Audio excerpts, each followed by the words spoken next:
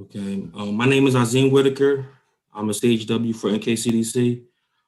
And today's virtual health hour will be about what Nkcdc has to offer and the many different programs that may help you. The title for today's VHH is Come Have a Seat at Our Virtual Table. Today I want to start with Dr. Bill Mckinney. He's the Executive Director of the Nkcdc and a longtime resident of Kensington. Dr. Bill has worked at nonprofit and academia for 25 years and is committed to racial and economic justice, community-based development, and trauma-informed care. Dr. Bill, what you want? Yeah. Are you ready for me? Yes. Thank you, Azim. And hello, everyone. I hope everyone's having a good day. Yeah, I'm not going to take too much time because I want everyone to get as much time as they can to talk about the particulars of what they do over here at Nkcdc. As was described, my name is Bill Mckinney. I'm the executive director of Nkcdc. I've been here about 5 months or so I'm still the baby at the organization. I think also very importantly, as was just mentioned, I'm a resident of Kensington. I've lived here for about 20 years. I'm originally from Cleveland, but I've been living up here at McPherson Square, right across from the library, for about 20 years. In framing sort of who I am and what we do here, I think it's always important to go back to mission. In the mission of Nkcdc is to advance social equity and economic empowerment by nurturing and creating opportunities for residents to live and actively shape their neighborhoods of choice. And I'm gonna come back to that at the end. I think throughout this, you're gonna hear about that as our strategy, essentially, right? That is what we do. What we do comes from that mission. As was just referred to as well, some of how we center all of our work. Again, we're going to get into particulars, but how we center our work is through a lens of diversity, equity, and inclusion. You know, we're not afraid to talk about and address systemic issues of racism, for instance. You know, that is some of what deeply affects our community. So that is a lens through which we do our work. We also are an organization that is trauma informed. We recognize that those larger structural forces impact the community in a way that leaves many people really suffering from trauma, and that we work to make sure to address it as much as we can. And we understand that that's a lens that we have to work through out here, and we want to do that.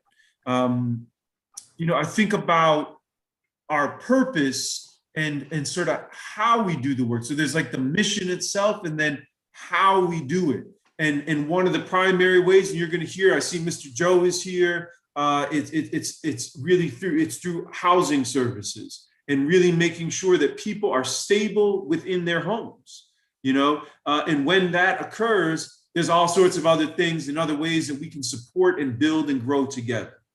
So I find that always is an interesting example of it. We really bring things together through the power of development. There are times that we're building out there. You know, if you've been to Orinoco, that is a bunch of units of folks that are living there in a space that we helped build. We're building another building right behind there. We've built different houses and so forth throughout the area. So that's another form of what we do. And again, it creates stability for residents who are most vulnerable to displacement. And as an organization, I'd like to say that we're anti-displacement. You know, our job is to keep those in the places that they are and improving those places for them. That's our goal, right? So all of these different things you're going to hear about today are the different ways that we achieve some of those goals. It's the different ways that we support residents with a lot of different needs. And we bring all those things to the table. I'm going to leave with sort of this sort of final example a little bit, and just sort of thinking about it, again, what we cover. We cover such a diverse area. I think we might have the biggest sort of geographic footprint in the city of any CDC. We technically, our area runs all the way from like south of Girard, right? Which is, that's a little bit down the way, right? And all the way up to the Frankfurt Creek. That's way up here. And we go all the way over by Front, you know, and we go all the way to the river. That's a huge space. And if you think about that, that's a lot of different communities that we cover. You know, that's a lot of different folks that we touch and a lot of different priorities in people's lives. And we as an organization, I think, you know, have really done a great job of making sure to be able to address all of those needs within our sort of service footprint. And again, I'm gonna keep picking on Mr. Joe in particular. They serve the whole city.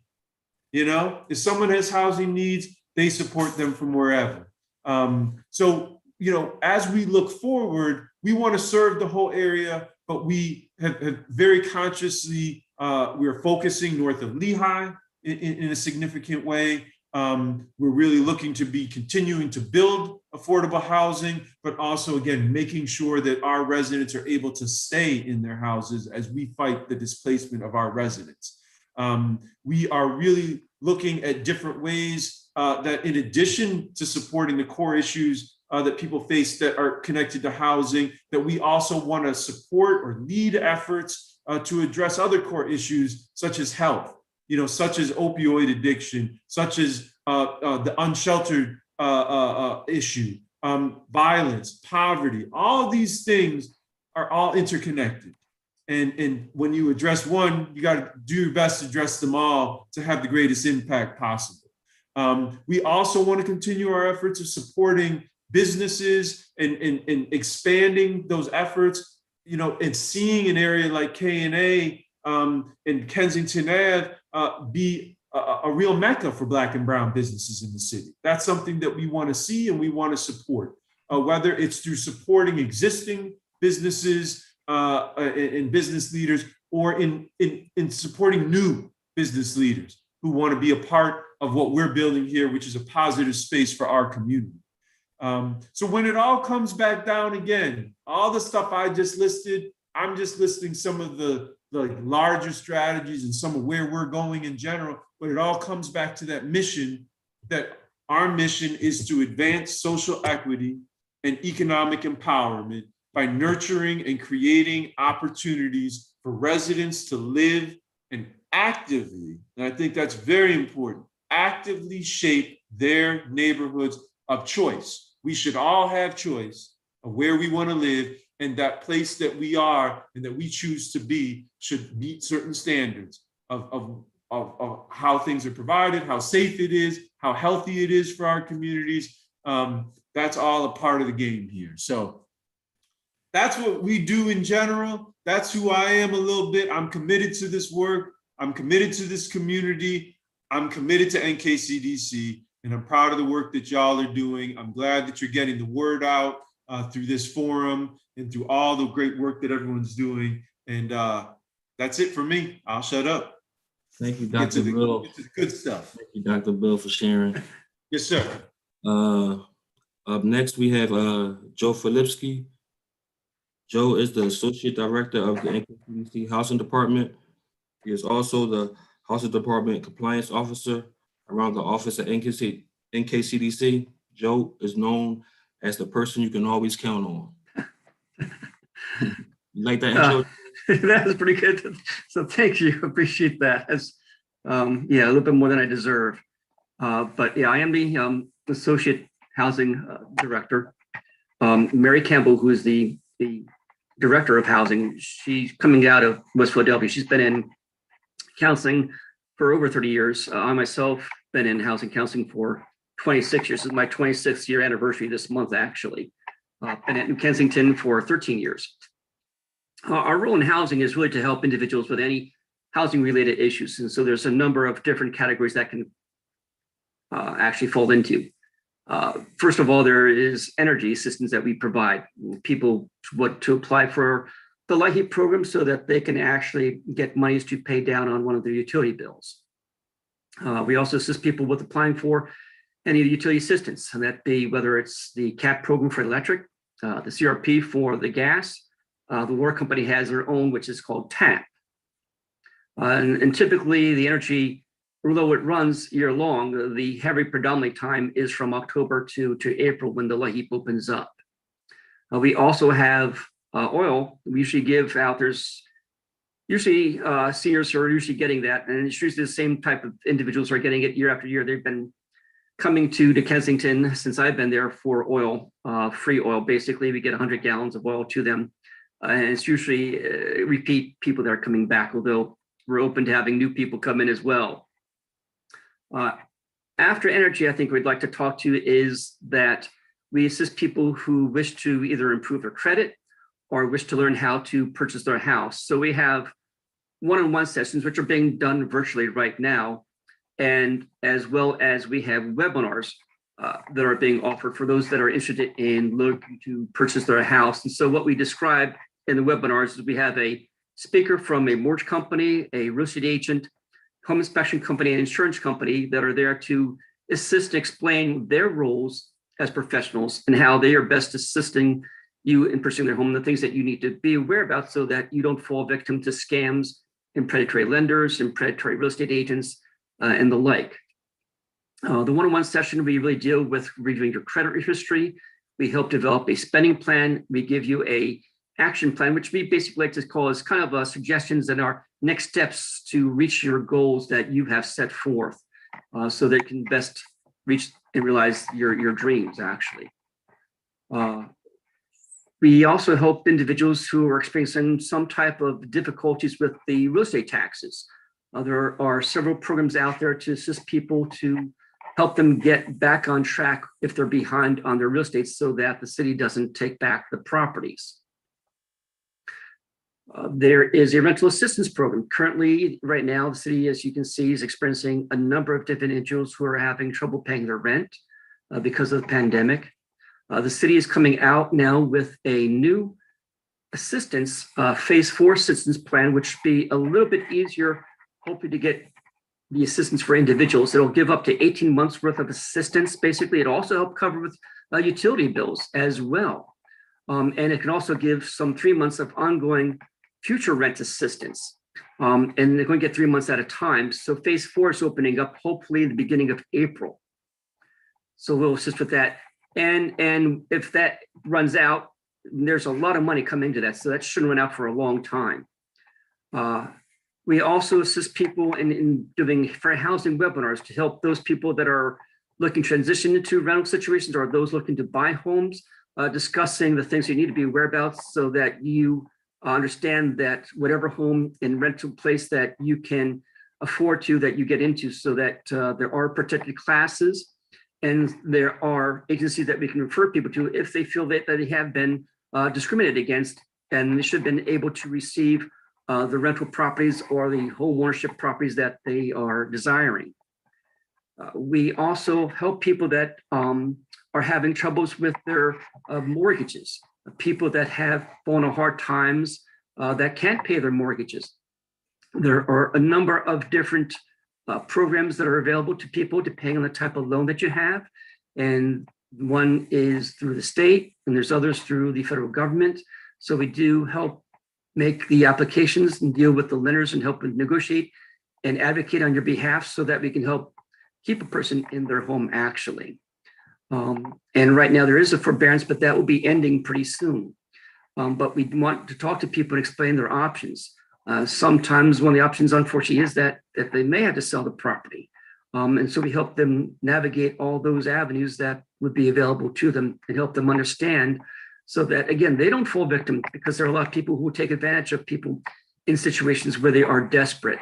So we want to make sure people are educated about that and they understand all the options that are available to them and that they're really informed and really can advocate for them on their behalf. So I've covered about pre-purchase, I covered the energy, real estate taxes, and mortgage default and rental. So I think I've covered So anything really that's really housing related, we really do try to assist you. And if we can't, we do try to find the other resources and connect you to those other resources that can assist you in your situation. But I think I covered everything that our services we provide in housing. Okay. Okay, Doc. Thank you, Joe. Sure, you're welcome. Thanks for having me. It was a pleasure. Next, we're gonna go with Cass Green. Cass is the project manager for the community-based crime reduction and the Weekend Initiative. She dedicates herself to reducing violence and crime in our area using principles of trauma-informed care, art, and open lines of communication between the police and the community. She is also an artist. How you doing, Ms. Cass? Hey, good afternoon, everybody. Good to see you all. Yeah, thank you for that great introduction. So let's see. I'm not sure. Do we have an ability to share a PowerPoint, or are we winging it? We're basically just winging it. Okay. All right. Sounds good. Ms. Jess, you should be able to share your screen. If you want to share your screen. Oh, I can share it. Okay, great. Thanks, Anthony. You're a host. All right. Wonderful, wonderful, wonderful. So good afternoon again, everybody. Yeah, so I'm Cass. Actually, this is my anniversary. This is my 2-year anniversary at Nkcdc. And as Miss Mary says, Nkcdc is the place to be. And I'm just super happy to have been welcomed into the fold of Nkcdc and really excited about everything that's going on, not just in Kensington, but within our organization. So basically, WeCan is WeCan stands for Can, Change in Action Now. And it's basically an innovations in community-based crime reduction grant that is over a 3-year period. And we are currently in the 3rd year of that grant. I came on board in the 2nd year of the grant and proceeded to work with the partners who are Impact Services, ASE, and Nkcdc to start the planning process. So that's what I came into 2 years ago. Since then, we have done a lot to work to build community cohesion with not just the neighbors, but also with these 3 large community nonprofits that are in our area. Our focus area actually is between the Nkcdc has a really large service area, but this particular grant is from Front to Lehigh and from Allegheny to Frankfurt. Those are the geographic areas of this project. It is a Department of Justice grant through the federal government. So there are a lot of restrictions that are around how we spend the money, but through Nkcdc, we have been able to really expand our reach in the ways that we integrate the work into the community with various resources, which includes a trauma-informed focus. So as I said, we have some goals that are associated with this grant, which is goal 1, and that is around strengthening our local communities. And then we have some certain specific initiatives that apply to that goal. So the picture that you're looking at now is actually when we first started last year. As we went through our planning process, we held a huge community dinner over at the Impact Services gym. And we had the folks come together because what we wanted to do was introduce this project to the community and make kind of like a promise that we would continuously report back to them, because knowing that our communities had been and still are over surveyed, and people don't necessarily get back to our residents after they survey them or get information to them, we wanted to commit to making sure we had a dialogue on an ongoing basis with our community. So that goal 1 is really focused around strengthening our local community. And so a part of that is to devoted to development and uplifting the capacity of our community leaders and residents, which includes, we have about 6 residents that are part of the We Can Cbcr Community Connector Cohort. We did have 9, currently we have 6 that are working with us to do this work and supporting not just the work they do with Nkcdc and We Can, but also that we support their individual block by block civic and personal endeavors. So that's a part of that goal 1.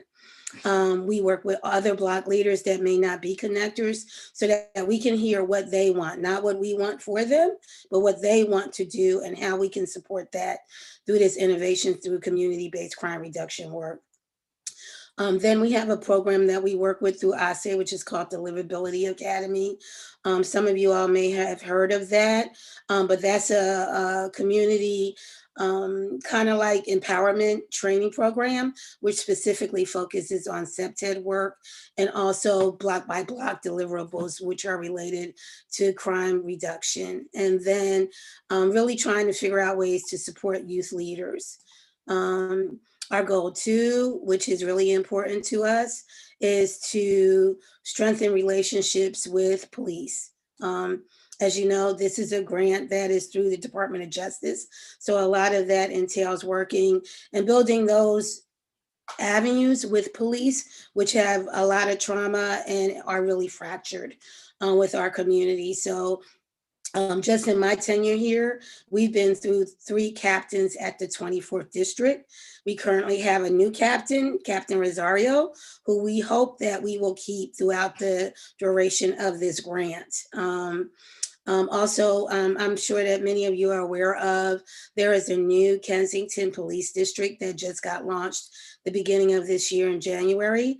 And so we are working to figure out ways how we can work cohesively and be proactive about building relationships with, there's approximately 10 to 15 new officers who just came from the academy, who we've been informed are young officers, and how we can work with them to bring not only the trauma-informed lens that Nkcdc and Impact currently have, but also how we can work with them to expand the work that they're doing from the Philadelphia Police Department around training their officers around community relationships and also a trauma-informed focus. A part of that initiative we go to, you may have heard of, is we have a initiative right now with young adults between the ages of 14 and 24, and it's called My Voice Matters. And basically they're working with facilitators in a creative way to hear the voices of young adults and youth about how they feel about safety in their community, safety overall, and safety with police. So that initiative is happening now. It will be going on. We have 4 workshops scheduled for April. Please spread the word that we want to pack it out and make sure that the work that the young people do collectively will then be put together in a report that will be presented to the Philadelphia Police Department on how they can better serve and protect and communicate and be cohesive with young adults and the community at large. And then goal number 3 is really around reducing physical disorder. So, you know, I don't have to tell many of you about the blight, trash, what, you know, that old saying, cleanliness invokes godliness. So, you know, how do we work collectively to keep our neighborhoods clean so that our youth, our residents, our seniors feel like they are in a safe place and that they don't lose hope and become overly traumatized and distressed by, you know, trash, litter, and all the other situations and issues and root causes that cause our areas to be blighted and not bring forth hope and prosperity in our neighborhoods. A part of what we can do now is we hold community meetings and stakeholder meetings every 3rd Tuesday of the month from 6 to 7:30 p.m. And what we try to do is incorporate a different type of meeting style. And we've been told by the community that they really appreciate it, that it's not your standard meeting of just kind of giving out statistics and, taking notes. It's really about building that community cohesiveness through our meetings. And so the last couple of meetings have been devoted to SEPTED projects, community art, and how do we activate our community through art, how we can change our community through that. We were fortunate to, as I said, have our wonderful trauma-informed curriculum that we've been sharing with our community. We felt like because of COVID, this was a perfect time to really launch this community-wide through our weekend meetings. And so introducing the check-ins to folk and safety plans and things like that. And our connectors, who you all know, Gloria, we tried to find ways to be interactive and creative to do that. And, I'm an artist, as you said, so we're always thinking about innovative ways to do community engagement. So here's information and background on My Voice Matters.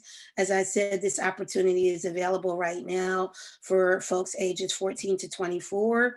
Those who participate get a $25 Target gift card for each time they participate. And we start our new sessions April 10th. So they'll be held on Saturdays, and we hope that you guys can refer people to us. We also make sure that we try to share not just weekend information, but everybody's information. So, there's a training with Network of Neighbors, which really focuses on how do the neighbors do first responder work. We share the community health worker information, mural arts, the storefront, everything about housing, McPherson Square. So we also try to be a conduit and a depository to share information community-wide. So as I said, we have until the end of December to complete our implementation plan with this grant. But we hope that outside of this grant, that we can build sustainability and also find ways to continue to do this work, because we know how important it is and how needed it is to affect change overall in this area around safety and community policing. So if in fact anyone has any questions, always feel free to reach out to us. And we look forward to partnering more with the CHW program in the upcoming year. So thank you for inviting me and having me. And I must say that we couldn't do anything without our group of community connectors and the weekend leadership team and all the folks at Nkcdc. We so appreciate you all. Thank you, Ms. Cass. Thank you so much for that information. Okay, next we will be having, next we will be having Jess Hoffman. Jess is the NAC coordinator for Nkcdc, as well as the VISTA supervisor. She is involved with mostly everything community engagement does. Jess, are you here? Jess is, okay. So I'm just going to move on to Renee Hurst. We have Renee Hurst here. And Renee is the Nkcdc Resident Service Associate. Residents at Nkcdc buildings know she can be counted on to help with their concerns and make sure they have a good experience. Absolutely. Thank you, Azim. As you said, my name is Renee Horst. I work with Nkcdc's Real Estate Development Department, as well as with our resident services. So thank you for sticking with us this long and kicking through the afternoon with us. I will start off with just like a big picture of what Nkcdc's real estate is all about. So our Real Estate Development Department really focuses on mission-driven, community-based real estate development work, including substantial rehabilitation, new construction, assembly of land for future development, and that's both small and large-scale residential, mixed-use, and commercial use development, especially along the business corridors, along residential sections of the neighborhood. Nkcdc's goal is really to promote home ownership opportunities for working families, provide rental affordable housing to keep folks in the neighborhood and keep from being priced out of the neighborhood, as well as bringing life to new life, to old abandoned buildings and properties, which is something that we've done over our history, kind of scooping up those abandoned warehouses that are so common in our post-industrial neighborhood, and creating high impact projects for the neighborhood. So focused really specifically on what that means, especially for this audience. I would love to talk more about currently our residential rental properties. So NKCDC rents to about 80 households in our neighborhood, and that's split between about 50 apartments at Orinoco Civic House, which we opened in 2017, right there on Somerset Avenue, Somerset and Ruth Street, about a block in from the Somerset L stop. That's 50 apartments, 1 and 2 bedroom units. So it's for folks of all ages. So it's not senior housing, it's not family housing, it's for everybody. So that can be individuals, that can be families. And we do focus primarily, actually entirely exclusively on low to moderate income families and individuals. So I know that that means different things to everybody. What affordable means, different to each family and their situation. So I wanted to take a chance just to give a more zoomed in picture of what that looks like for us. And absolutely contact me after you watch this, after you join us today. I would love to talk more in depth about what that means, if that's something that you're interested in renting from us. So at Orinoco Civic House, it's 1 and 2 bedroom apartments that we rent out to folks. Again, renovated in 2017. So really you're getting very modern, very brand new fixtures, kitchens, the highest energy level, energy efficiency. It's a very green building. It's a very clean building, and accessible. So there's elevators. We have wheelchair accessible units specifically, but all units are accessible by wheelchair. We also have accessible units for hearing impairment, vision impairment. So it tends to be a great home for especially our elderly folks, our folks who that little stoop up to a row home maybe isn't working anymore, but the elevator access to our apartments does. So rent and affordability, our rent looks anywhere from, and it really depends on your income, where you're coming in at. Our rents are anywhere from $180 a month, so that's $180 per month, up to our highest, most expensive apartments are $850 per month. So to become income eligible, we are able to rent to anybody who as a household is making anywhere between $11,000 a year up to $58,000 a year. And that's for a family of 4. So just kind of a picture of the scale and the diversity and really the variety of folks that we have coming in, and variety of situations that come through. Our other property is similar. So we have another apartment building called Coral Street Arts House.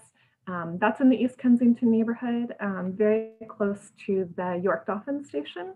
If you're familiar with that, I'll bring up pictures also. That might be a little bit more fun.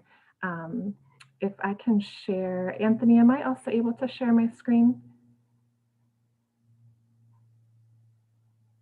I'm going to try it out. We'll see if it happens.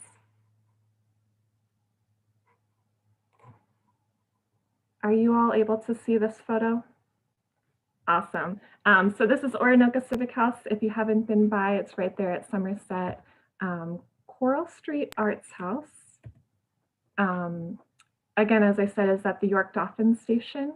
So this one was built in 2005, so we've been around for a little while. It is a historic building, was also a textiles mill that sat vacant for about 30 years, very similar to Orinoco's history. A lot of vacant warehouses in this neighborhood at that time, less so now than there were then. So this one did win historic registry awards. So when you move in, you've got the high ceilings, you've got the original wood floors. It's a little bit more historic in feel. So this one similarly is for low to moderate income. We do have, Arts House is not just for artists. I would say maybe half of the families that live here are artists. Maybe less than half are artists. There is artist preference. So if you are an artist actively working in that field with a portfolio or actively engaging in the arts, you do get preference on our waiting list, but this is open to everybody. Low to moderate income families. Again, the rent here looks a little bit differently because we've been there for almost 15 years. The rents have changed since it first opens. And so the rents here are anywhere from $475 a month up to $925 a month. So again, still very competitive with and coming in well under what the going market rate for rental apartments is, even in the East Kensington neighborhood. So income that can look anywhere from like $25,000 a year are the lower end incomes, and then up to, again, the $58,000 per year. And that can be a family of 4, a family of 2. I'll just show you a couple of pictures. So in addition to affordable housing, we provide resident support services. So wraparound services really focused on engaging our residents, our tenants, only completely voluntarily. Whoever wants to be part of activities and supports, really focusing on housing stability, make sure that people have the supports they need to be able to keep their apartments, stay in it, flourish in it. Also focusing on moving towards self-sufficiency, working with caseworkers, home health aides sometimes, and then really just building a sense of community among the residents and engaging in the surrounding neighborhood. A lot of our residents are involved with the We Can initiative that Cass was talking about. We have outdoor courtyard space.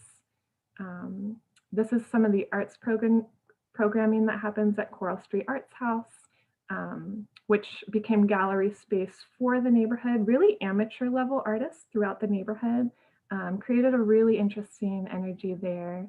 So yeah, when you're moving in, you're really moving into a family, you're moving into full supports. And we're really there to just, yeah, to really wrap affordable housing and keep apartments that are affordable for our existing community today. Okay, thank you, Renee. Absolutely. Our next speaker is Tiffany Vedra. Tiff is our open space supervisor. She is the reason so many lots in the area are cleaned and mowed regularly. Tiff. Hello. Actually, Debbie's going to open up with some of the history of the program first, and then I'll come in with the details about our program. Okay, so Debbie Kinkett. Debbie is our director of operations. She works behind the scenes to make sure things go smoothly. Hi, I'm Debbie Kincaid, and I've been with New Kensington CDC since 1991. I started as a Vista volunteer, as a stepping stone, and been there ever since because I've had various roles at New Kensington that made it very interesting for me to stay in different departments. I wasn't just doing the same thing all the time, which really made it a joy to work for New Kensington and still does. So in the 90s, there was a community plan that New Kensington had with the residents in a 19125 zip. That's where we originally started out. And that is south of Lehigh. And in that plan, they asked all the residents, they did the little board and with the dots and what was most important to you in the neighborhood. And it seemed like all the little dots kept landing on the vacant land in the neighborhood. Fishtown was not always the way that it is now. It had vacant lots. Neighbors were asking friends to take different streets to get to their home. They were embarrassed with the lots. And so that was a big, big problem with the litter and everything else that it was causing. So then we ended up taking that and we partnered with the Pennsylvania Horticultural Society in the late 90s. And during that time in the 90s, when we partnered with them with an open space program, we went into the neighborhood to tackle all the vacant lots and to see what we could do to improve it. And nobody knew at the time, like, what can we do to beautify the neighborhood? We had a lot of dumping from the contractors all over the lots. It was just a mess. So they would put Jersey barriers all around the perimeter of the lots so the trucks can't come and dump their trash into it and litter. So they were just big, concrete, ugly barriers all around the lots that had graffiti on them. It was terrible. So then New Kensington came up with the plan of planting trees all around the perimeter of the lots and just far enough apart where the trucks can't back up and dump into the lots. And it worked. And it beautified it. Plus, we had more trees in the neighborhood, and we were able to maintain and cut all these lots. So we were going around, we were cutting lots. We started community gardens. I was running back then a side yard program that if you were a homeowner, you could go with the city, and as long as you were taking care of the property next door, you can acquire that property and then eventually own it as long as you did everything your plan with the property. There were simple plans just to beautify it. Back then, you couldn't give away these side yards. The neighbors didn't want anything to do with it. And it's amazing today, the difference with the value of it. But this was all part of beautifying the neighborhood and trying to get everybody involved. So we had that going. We had the community gardens. We worked with the residents. And then we had our open space program that we started, where we started to cut the lands, and we got contracts through the Pennsylvania Horticultural Society to strategically pick out the lots in the neighborhood to cut on the corridors or wherever they were to try to keep the neighborhood beautified. And so then in Fishtown, it started to really take off and work, and then everything was beautified. The neighbors started doing, one neighbor started something with the side yard, the other saw it. They started doing the different things in their side yards, and it all took off. And then the development and gentrification hit, and we start losing a lot of the lots in the 19125 area because of the gentrification. And there weren't many more lots for us to cut. There were buildings being plopped on them, and then they were doing staging, the developers next door. So we were kind of like with the 25 area, we needed to move on. So we moved north of Lehigh in the 19134 area where we saw more opportunity, and we needed to with the lots. And we started to do the programs with the Pennsylvania Horticultural Society. And I'm getting into a little too much. So this half now, I'm going to turn over to Tiff, and she could get into, since 2012, our contracts. She started with New Kensington in 2012, and she worked her way from just coming with no experience whatsoever in open space. And over the years, she just hit all her goals every season. She took off with the whole program. She loves being outdoors, and she has been running our open space program and making plans. And she's the one that actually has been the boots on the ground, and she's been, you know, doing all this and working with it. And she has it. We were the highest performers with this program with the Pennsylvania Horticultural Society. And Tiff, you want to take over? Yes, thank you for that lovely introduction, Debbie. Yeah, so as Debbie mentioned, we partnered with PHS, the Philadelphia Horticultural Society, and back in 2012, we were cutting between 500 to 600,000 square feet. As of today, we are cutting 1.2 million square feet. So we've definitely grown in that area. Our boundaries are a little different than New Kensington service area. We cut between Girard down to 10th Street, over Castor down to Richmond Street. So we have a really big area of places that we cut. As for trash, last year, the total number of trash we picked up was 5.64 tons. So we we definitely clean up a lot. And recently we just partnered with our corridor stewards, and we are now doing the underpasses along Lehigh.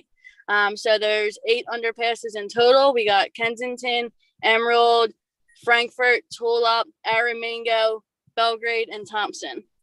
And then we're also with the corridors, with the street cleanup, we're picking up the trash on Frankfurt, from Frankfurt and Girard all the way down to Frankfurt and Clearfield. And then we got from Front and Girard down to Kensington and Clearfield. Then we got from Somerset and Kensington over to Somerset and Frankfurt. And then we do Allegheny, from Allegheny and Tulip all the way down to Allegheny and Richmond. And then Richmond Street from Allegheny and Richmond all the way down to Richmond and Ann Street. So there's also a huge area there that we are cleaning up as well. So yeah, so I mean, we're here, we beautify the community. We're also one of the first people out in the community. We're the first people that they see. We're the face of New Kensington. So we also have that community engagement gap that we're building as well. Talking to neighbors, usually we get a lot of the complaints with our community engagement department. So yeah, so I mean, that's pretty much who we are and what we do. Okay, thank you for sharing. Is Smooches in the room? No. Not yet, but Jess is here, Azim. Oh, Jess is here? Yep, can you guys hear me? Okay, hi Jess. Hi, how are you guys? I'm fine. I was a little late there. Okay. So do you want just an overview kind of like of what the NAC is and what Yes. I do? Yes. So the NAC, it's a program that is all throughout the city of Philadelphia through DHCD, Department of Housing and Community Development. And there are NACs all over the city. So there's a couple just within our area. NAC stands for Neighborhood Advisory Committee. We have a NAC.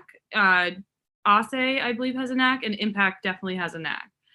So those are just some that are in our general area that are also operating. Originally, NACs were started as a way to kind of form a community group in neighborhoods where there weren't official community groups.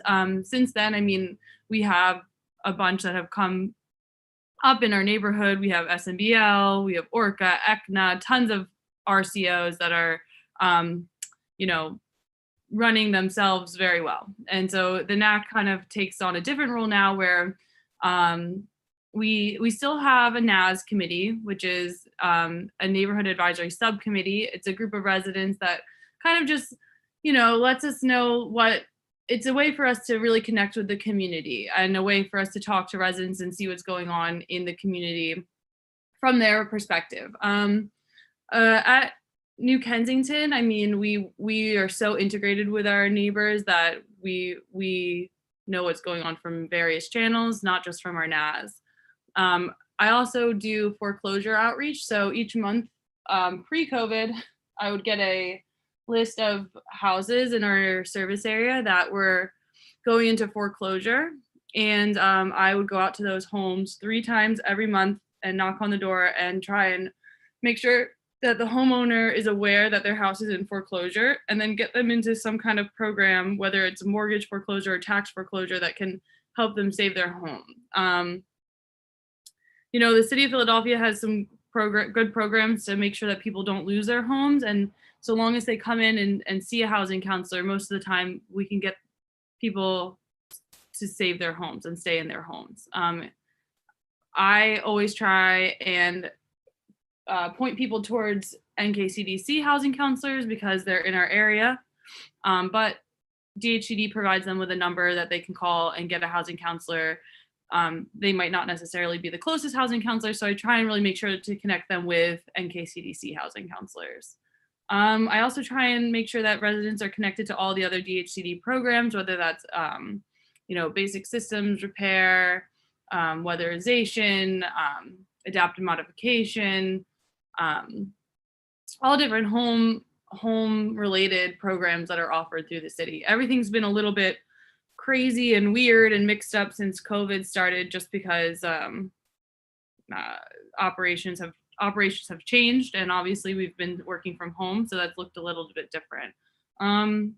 Additionally, I report out each month our numbers and how many of all of our events, people we've interacted with, hosted, meetings we attended. I report out all of those numbers to DHCD each month also.